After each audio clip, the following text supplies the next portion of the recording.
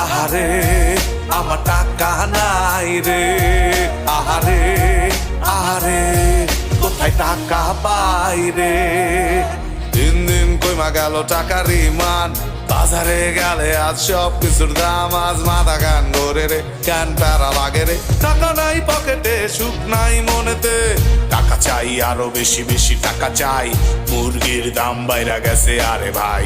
টাকা চাই আরো বেশি বেশি টাকা চাই, আলু পটলের পেঁয়াজের দাম বাড়ছে ভাই।